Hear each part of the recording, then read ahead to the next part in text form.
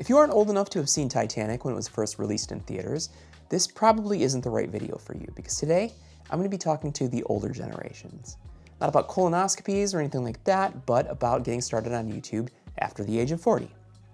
But you should probably get a colonoscopy. That's just a good precautionary measure for people our age. Because you clicked on this video, I'm guessing that you either want to start a YouTube channel or you already have started a YouTube channel and you're kind of stuck. You're not sure what your next steps should be.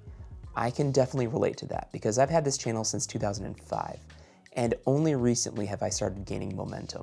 And I mean recently, like the past 2-3 weeks, I've started to gain subscribers and gain people watching the videos and commenting. So I've been watching YouTube experts for years talk about best practices and all the things that you need to do in order to be successful on YouTube. And I've been implementing them, over the past few years especially. And I feel like they're starting to pay off a little bit. So I'm gonna share 3 quick concepts that I've taken from those experts and applied to my channel and started to see a little bit of success with. They've helped me and hopefully they'll help you too. Who, what, why? Figure out who you're making videos for and what value you're providing to them. Over the past 18 years or so, I have posted the most random collection of content to this channel. It doesn't even make any sense. I started off doing dumb comedy skits. And then for a while I was doing daily vlogging.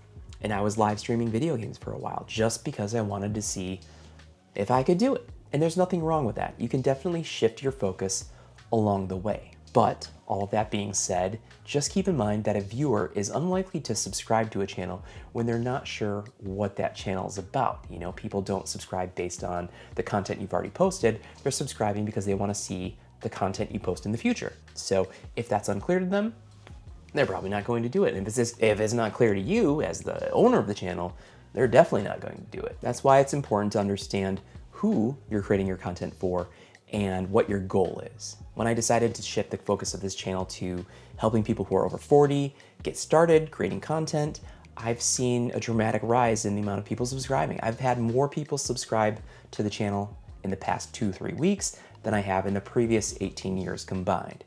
A little bit sad, but you know what? I will take it because it just goes to show the importance of knowing who you're talking to and who you're creating the content for. I think I've made it clearer now than I ever have in the past on why my potential audience should follow along with me and what's in it for them. Embarrassment.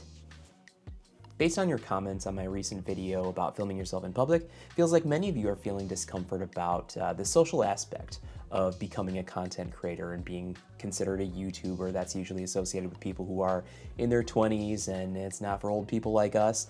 And as you could probably tell from that video, I feel the same way. I also worry that when people my age find out that I post myself on YouTube, they're gonna assume I'm a narcissist or seeking attention, and they're not really aware that I'm trying to combine my passion for video production with my desire to help people. Now, it's taken me a while, but I've finally come to a place where I've convinced myself that nobody cares. For example, of all the people who like me well enough to have attended my wedding, I would say that less than 10 of those people know that I have a YouTube channel at all, let alone what kind of content I post to it. I really don't talk about it much to anyone that I'm physically around, and when people do find out that it's something that I do, it's usually, oh, that's cool. Or in some cases, they come to me asking for advice about, how to get started, which is why I figured this would be a good topic for me to talk about here.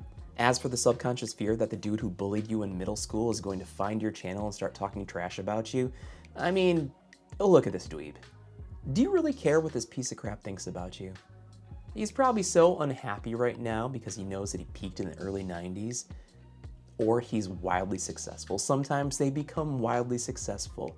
Either way, he's not thinking about you and your extracurricular activities. So I think that if you're really focused on the who and the why that we just talked about in the last section, it really takes away some of that embarrassment, that imposter syndrome that you might be feeling, and you can really lean into the fact that, hey, this is something that I enjoy doing, and in some cases, like, hey, I feel like I'm helping people or I'm entertaining people. You want to do something that you enjoy doing, so that's your way of doing that.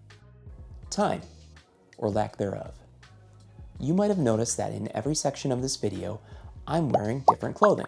And that's because I have filmed this across several different days, because that's what I have to do sometimes. I don't have a full couple of hours every day to work on a video, so I have to chip away at a project, you know, find pockets of time here and there so that I can move forward with my projects. With a full-time job and family that I want to be present for, I try to find pockets of time throughout the week, an hour here or there throughout the week that I can spend some time crossing something creative off of my list. Maybe it's brainstorming video ideas or outlining a script for a topic that I'm interested in, or testing my camera out to make sure that the footage looks the way that I want it to.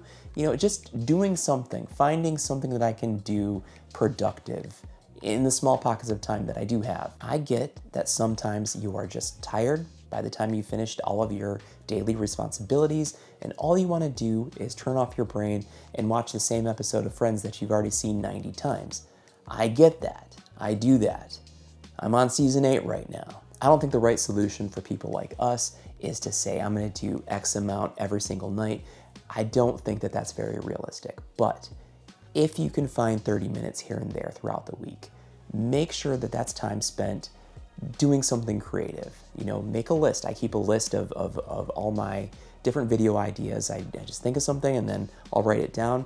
And then when I've got some spare time at the end of the day, I'll look at that list and say, what can I do here to move this one forward? I can start researching or, you know, bullet point outlining some of the key thoughts I have on that. And then the next time I do have a chance to film something, I've got it right there. So if you can dedicate yourself to these little chunks of time to focus 15 minutes, 30 minutes, 45 minutes, maybe an hour, moving yourself forward, you know, down the creative path, that's going to add up and that's going to be, you know, more conducive to your hectic adult life.